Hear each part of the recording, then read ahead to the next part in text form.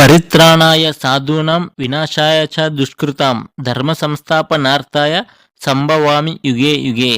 అంటే సజ్జనుల సంరక్షణార్థము, దుష్టజన శిక్షణకు, ధర్మాన్ని స్థాపించుటకు ప్రతి యుగంలోనూ నేను అవతరిస్తూనే ఉంటాను అని శ్రీకృష్ణ పరమాత్మ స్వయంగా అర్జునుడికి ఉపదేశించిన మాటలివి. ఇప్పటి వరకు ఆ శ్రీ మహావిష్ణువు 9 అవతారాలను ఎత్తాడు. మత్స్యావతారము, కూర్మ అవతారము, వరాహ అవతారము, నరసింహ అవతారం, వామన అవతారం, పరశురామ అవతారం, రామ అవతారం, కృష్ణ అవతారం, బుద్ధ అవతారం. ఇక 10వ అవతారమే దుష్టులను శిక్షించి ధర్మ సంస్థాపన చేయుటకు పుట్టబోయే అవతారమే కల్కి అవతారం. ధర్మాన్ని కాపాడటానికి స్వయంగా ఆ పరమాత్ముడే భూమిపైకి దిగి వస్తున్నాడు అంటే అధర్మం ఆ సమయంలో ఇక ఎంత రాజ్యమేలుతూ ఉండేదో తెలుసా? అప్పుడు ప్రపంచ పరిస్థితి ఏ విధంగా ఉంటుందో తెలుసా? అలాగే ఆ కల్కి భగవానుడు ఎవరి కడుపులో జన్మిస్తాడు, ఎక్కడ జన్మిస్తాడు అనే విషయాలు కూడా తెలుసుకుందాం. మొదట కలియుగాంతం పరిస్థితుల గురించి తెలుసుకునే ముందు అసలు ఈ కలియుగం అంటే ఏమిటి, ఎప్పుడు మొదలైంది, ఎప్పుడు ముగుస్తుంది, ఈ కలియుగం కంటే ముందు వేరే యుగాలు ఉన్నాయా అనేది కూడా తెలుసుకుందాం. పురాణాల ప్రకారం యుగాలు 4: సత్యయుగం, త్రేతాయుగం, ద్వాపరయుగం, కలియుగం. సత్యయుగాన్ని కృతయుగమును కూడా అంటారు. ఈ యుగంలో ధర్మం 4 పాదాలపై నడిచేది. అంటే ఎక్కడ కానీ మోసం చేసేవారు కానీ, అధర్మం చేసేవారు కానీ ఉండేవారు కాదు. అసలు అన్యాయానికి చోటు ఉండేది కాదు. రెండవది త్రేతాయుగం. ఈ యుగంలో ధర్మం 3 పాదాలపై నడిచింది. అంటే చాలా తక్కువ సందర్భాల్లో మాత్రమే అన్యాయం జరిగేది. శ్రీరామచంద్ర ప్రభు ఈ యుగంలోనే రాజ్యాన్ని పాలించాడు. మూడవది ద్వాపరయుగం. ఈ యుగంలో ధర్మం 2 పాదాలపైన మాత్రమే నడిచింది. శ్రీకృష్ణ పరమాత్ముడు ఈ యుగంలో పాలించిన వాడే. ఇక ఆఖరి యుగం కలియుగం. ఈ యుగంలో ధర్మం కేవలం ఒకే ఒక పాదం మీద మాత్రమే ఉంటుంది. అంటే చుట్టూ అన్యాయమే, చాలా తక్కువ చోట్ల మాత్రమే న్యాయం కనబడుతుంది. ఇప్పుడు మనం జీవిస్తున్నది కలియుగంలోనే. ఈ యుగంలో సమయం ముందుకు వెళ్లే కొద్దీ అధర్మం మితిమీరిపోతుంది.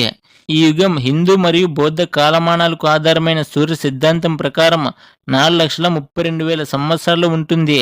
ఇంతకీ ఈ కలియుగం ఎప్పుడు మొదలైందంటే 3102 బీసీ ఫిబ్రవరి 18 అర్ధరాత్రి కలియుగం ప్రారంభమైంది. సరిగ్గా అదే సమయానికి శ్రీకృష్ణ పరమాత్మ అవతారం చాలించడంతో ఇది మొదలైనట్లుగా చెబుతారు.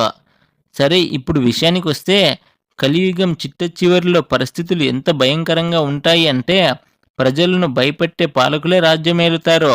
ఎవరైతే ప్రజలను ఎక్కువగా పట్టి పీడిస్తుంటారో, ఎవరైతే ప్రజలను ఎక్కువగా దోచుకుంటారో వారే ప్రపంచాన్ని శాసిస్తుంటారో. వివాహ వ్యవస్థ నిలబడదో.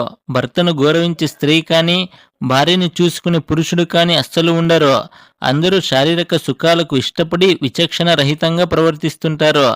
సాంప్రదాయం అనే మాటే కనుమరుగవుతుంది. ఆడవారు జడలు వేసుకోవడం మానేసి జుట్టు విరబీసుకుని తిరగడమే అలవాటైపోతుంది. తల్లిదండ్రులను చూసుకునే పిల్లలు కానీ, పిల్లలు చూసుకునే తల్లిదండ్రులు కానీ కనిపించరు. దానం చేసేవాడు లేక దొంగతనాలు పెరిగిపోతాయి. వర్షాలు పడాల్సిన టైంలో పడక, అవసరం లేనప్పుడు పడుతూ వ్యవసాయం చేయడానికి కష్టతరమైపోతుంది. పంటలు కూడా సరిగ్గా పండవు. దీంతో వ్యవసాయం చేయడానికి ఎవరూ ఇష్టపడరు. జలాలు ఇంకిపోతాయి. నీరు దొరకడం కూడా చాలా కష్టమైపోతుంది. గోవులను పెంచేవారు ఉండరు. దానికి బదులుగా గోమాంసం తినేవారు విపరీతంగా పెరిగిపోతారు. ఆవు పాలు తాగడం మానేస్తారు. బ్రాహ్మణులైతే వేదాలు, మంత్రాలు, పూజలు చేయడం అన్నీ వదిలేస్తారు. ప్రజల్లో భక్తి భావన లేకుండా పోతాయి. ప్రతి ఒక్కరూ ఏదో ఒక రోగంతో కానీ, మనస్తాపంతో కానీ బాధపడుతూనే ఉంటారు. మనిషి కామ, క్రోధ, లోభ, మోహ, మద మత్సర్యాలతో జీవనం సాగిస్తాడు. మగవారికి ఆయుష్ 18 సంవత్సరాలకి ముగుస్తుంది. మగాడు 18 సంవత్సరాలు బ్రతికి ఉన్నాడు అంటే అది గొప్ప విషయమే అవుతుంది. అంటే ఇక వారి ఆయుష్ ఎంతకి తగ్గిపోతుందో ఊహించుకోండి. దోచుకోవడం, మోసం చేయడం ఎక్కువైపోతుంది. దీంతో మనిషి మరో మనిషిని నమ్మలేక భయంగానే బ్రతుకోవాల్సి వస్తుంది. ప్రతి దాంట్లోనూ కల్తీ అయిపోతుంది. అన్యాయం విపరీతంగా పెరిగిపోయి అధర్మం రాజ్యమేలుతున్న సమయంలో శంబాల నగరంలో విష్ణు యశస్సు అనే బ్రాహ్మణుడికి ఆయన భార్య అయినటువంటి సుమతికి కల్కి జన్మించి గరుత్మంతుని తేజస్సు ఉన్నటువంటి తెల్లటి గుర్రంపై స్వారీ చేస్తూ వీర ఖడ్గంతో అధర్మ పరులను, దోపిడీ చేసే వాళ్లను, అన్యాయ పరులను సంహరించి తిరిగి సత్యయుగాన్ని తీసుకువస్తాడు. అసలు ఈయన పుట్టిన వెంటనే ప్రపంచంలో వింత వ్యాధులు ప్రబలుతాయి. అధర్మాలు పాపాలు చేసేవారు బంగారు వ్యాధితో వచ్చి రక్తం కక్కుకొని పురుగులు రాలిపోయినట్టు రాలిపోతారు. ఈ వీడియో ఇంతసేపు చూసినందుకు మీకు చాలా థ్యాంక్స్. మీరు ఈ వీడియోకి రేటింగ్ కూడా ఇవ్వచ్చు. బాగా నచ్చినట్లయితే 5, బాగుంది అనిపిస్తే 4, పర్లేదు అనుకుంటే 3, బాగలేదనుకుంటే 2, ది వరెస్ట్ అనుకుంటే 1 ఇవ్వండి. మీ ఒపీనియన్ని కామెంట్ ద్వారా తెలియజేయండి. మీకు నేను చెప్పిన ఎక్స్ప్లెనేషన్ నచ్చితే లైక్ చేయండి.